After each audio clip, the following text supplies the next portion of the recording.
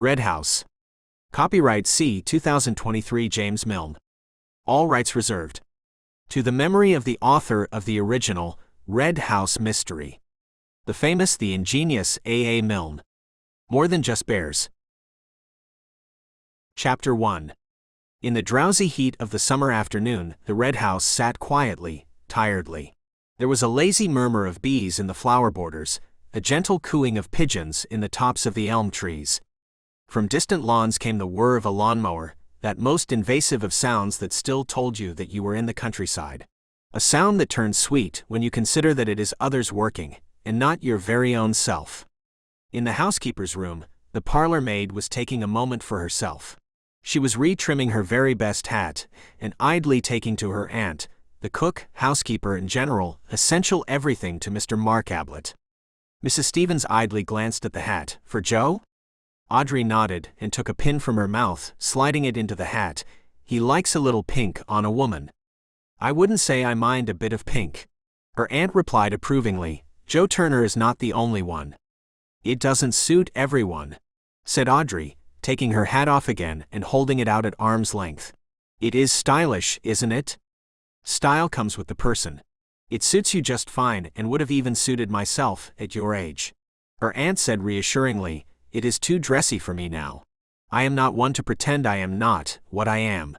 I am 55, and thus I am 55. 58, isn't it, Auntie? Mrs. Stevens maintained an air of dignity as she replied, 'Twas just an example. Audrey threaded her needle, before pausing to check that she hadn't scratched her nails, and then began the critical moment. Sewing the new ribbon into her finest hat. Strange thing about Mr. Mark's brother. Audrey referred to the talk of the day. Fancy not seeing your brother for 15 years. Wonder what it is that I would do, if I did not see Joe for 15 years. As I told you this morning, her aunt stated with a touch of bitterness, I have been here 5 years and had not even heard of a brother. I could say that before everybody, if I was to die tomorrow. There has been no brother while I have been here. The older woman adjusted her legs and ruffled her dress, suddenly uncomfortable with herself. It was an utter shock when he spoke about him at breakfast this morning. I didn't hear what went before naturally, but they were speaking about the brother when I went in. Was it for toast? No. Hot milk. Well, I went in and Mr. Marks turned to you and stated that his brother was coming, addressing you as his guest, as is his way when issuing his orders. Audrey rolled her eyes. A brother? From Australia, of all the places. Her aunt exclaimed. Apparently he had been living there for the last 15 years. With Mr. Marks not even raising a pip about the man in the last 5, not whilst I have been here. I heard him telling of the 15 years to Mr. Cayley. Audrey nodded. Mr. Cayley hadn't heard of when he was last in England. That was why he asked of Mr. Mark this morn. I dare say he has had his reasons for dwelling so long in such a colony. Mrs. Stevens stated knowingly. What reasons? She asked lightly. Never you mind the reasons. Since your mother died, Audrey, acting as the closest thing to a mother that you have. Her aunt grew slightly grim. When a gentleman goes to Australia, he has his reasons. And when he stays in Australia for 15 years, as Mr. Mark says, he has his reasons. And a respectable girl knows not to ask what the reasons may be. Not a single question. I suppose he got into trouble. Audrey replied carelessly. They were saying at breakfast he had a wild streak. Debts and everything. I am glad that Joe isn't like that. He has £15 in his savings. Did I tell you? More talk of Joe Turner that afternoon was not to be. At the ringing of a distant bell, Audrey launched directly to her feet. No longer the quiet girl, but now Miss Stevens. She arranged the cap quickly, with a final glance in the mirror. There, that's the front door. She said, that will be him. Mr. Mark asked me to show him to the office when he came calling. I suppose he doesn't want the other ladies and gentlemen to see him. Though, I suppose they're all out at their golf anyhow. I wonder if he'll stay. Oh my.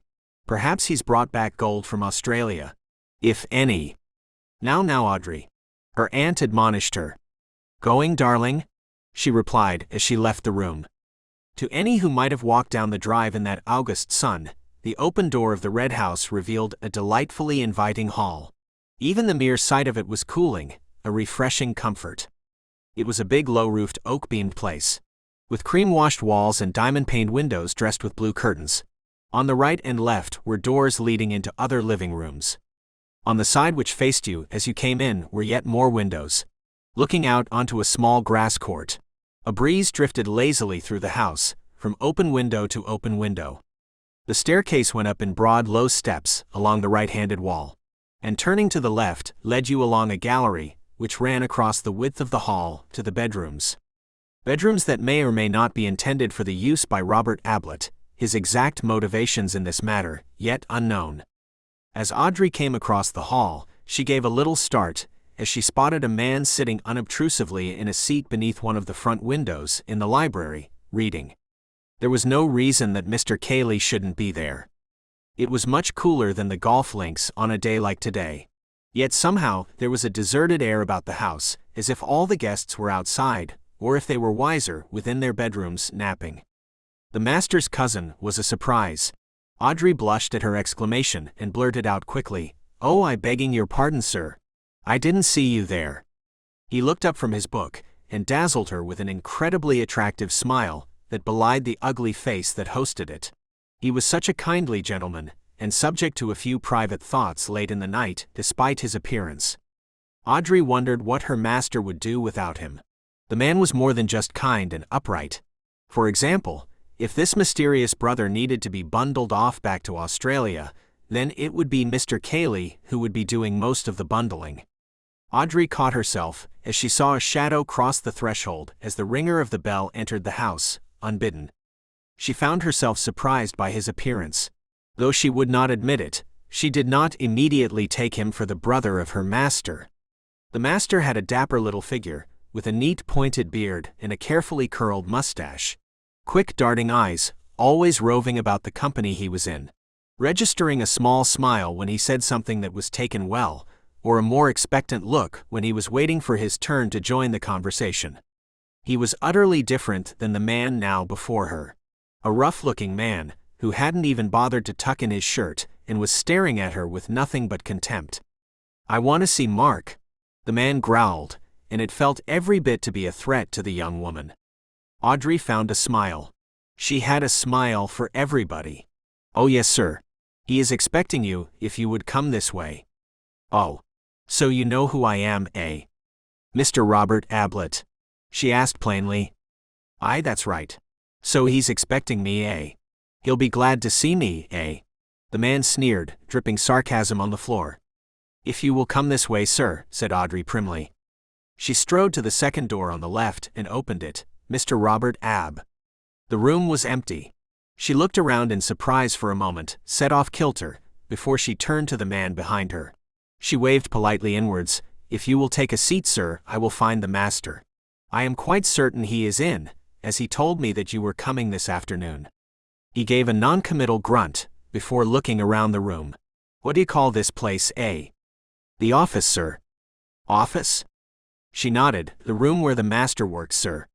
"Works, eh? That's a new one. Wasn't knowing he'd ever done a stroke o' work in his life." Robert laughed, a deep and rumbling noise. Audrey felt her pride flare into fullness. "The room where he writes, sir." The fact that Mr. Mark was a writer was no small thing to the young housekeep and her aunt. Not that any in the house, guests or workers, knew the nature of what it was that the master inscribed. "Not fancy enough for the drawing room, eh?" The newcomer tugged at his unkempt collar. "I will tell the master you are here, sir," said Audrey decisively. She closed the door and left him there. Audrey's mind was immediately agog with all the things she wanted to tell her auntie. The way that the man spoke, the very way he dressed. He was quiet but somehow not soft-spoken. The moment she had seen him, she had grown light-headed. He seemed to be a devil, but yet, perhaps the devil truly was handsome. Her immediate business was to find the master. She walked directly across the hall and to the threshold of the library, glancing in and hesitating for a moment before heading in and standing in front of Cayley. She spoke in a low and respectful voice. "If you please, sir, can you tell me where the master is? It is Mr. Robert who has called." "What?" said Cayley, looking up from his book. "Who?" Audrey repeated herself politely. "I don't know. Isn't he in the office?" Kaylee asked in mild confusion. He went up to the temple after lunch. I don't think I've seen him since. Thank you, sir. She curtsied quickly. I will go up to the temple. Kaylee returned to his book. The temple, as it was called, was a brick summer house. It was in the gardens, at the back of the house. There, Mark meditated sometimes before retiring to his office and putting his thoughts to paper. Such thoughts were not of any great value. They were given as often at the dinner table as they were immortalized in ink. It was rare that they went from paper and into print.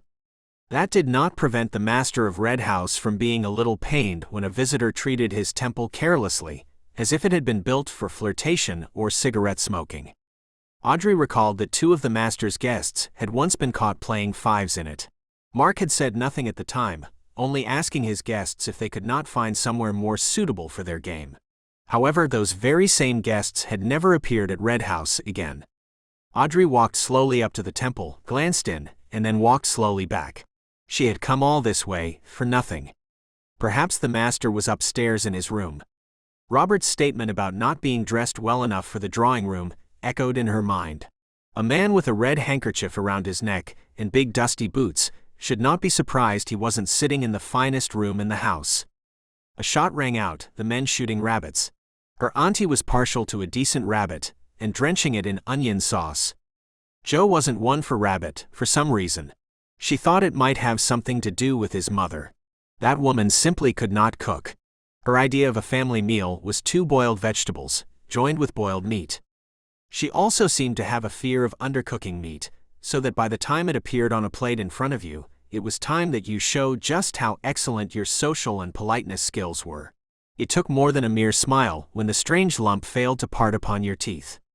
Audrey fanned her face as she began her walk back towards the house.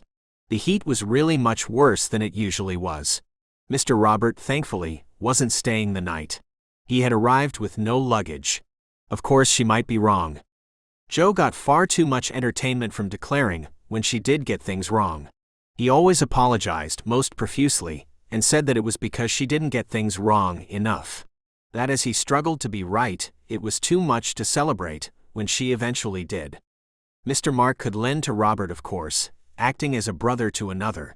The master had clothes enough for 6. Audrey entered the house and headed down the hall. As she passed the housekeeper's room, the door opened suddenly, and a rather frightened face appeared. "Allo, Aud." Elsie, one of the handmaids, said quickly and turned back to the room. "It's Audrey." "Come in, Audrey," called Mrs. Stevens. "What's up?" said Audrey curiously, looking at the door. Her aunt's voice came a little breathlessly. "Oh, my dear. You gave me such a turn. Where have you been?" "Up to the temple," she said, feeling irritation at the wasted efforts but curious why her aunt seemed so off-kilter. "Did you hear anything?" She shrugged. "Hear something? Oh. Explosions and bangs and terrible, terrible things." Her aunt sounded beyond frazzled. "Oh," Audrey said with some relief. "I heard one of the men shooting rabbits. I instantly thought of you and your wonderful roasted rabbit. I thought it might be."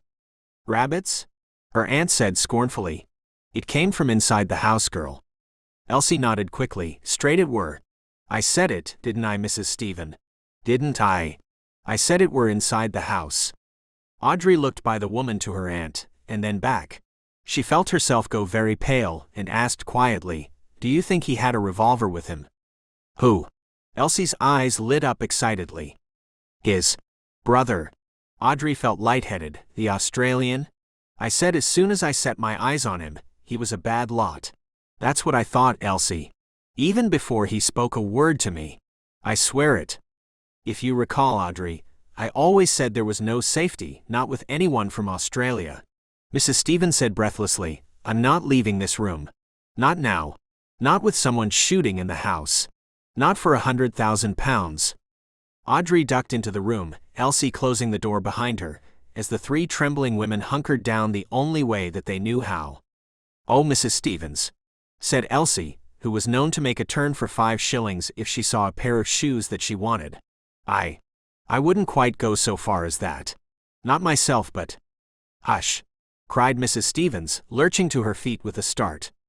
They listened anxiously, the 2 girls instinctively moving in closer to the older woman. A door somewhere was being shaken, kicked and rattled. Listen.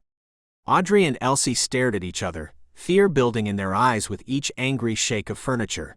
The idea of some monster somewhere, some dangerous creature that did not deserve to be called human, waving weaponry thoughtlessly.